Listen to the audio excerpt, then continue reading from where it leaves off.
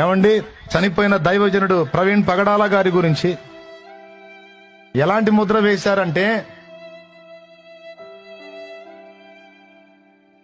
హైదరాబాద్ నుంచి ఎక్కడ రాజమండ్రి సమీపం వచ్చేదాకా ఈ దారి పొడుగున మంచినీళ్లు తాగాల, అన్నం నెల ఓన్లీ మందే తాగుతున్నాడు. అది కూడా ఏందనుకున్నావు? రమ్ము, జిన్ను, ఏమండి బడ్వైజర్ బీరు, మళ్ళీ నీళ్లు కూడా లేవు, వాటర్ బాటిల్ కూడా లేదు. డబ్బాలు కొనుక్కోవటం, దారి పొడుగున పరమాణాలా తాగటం, రావటం.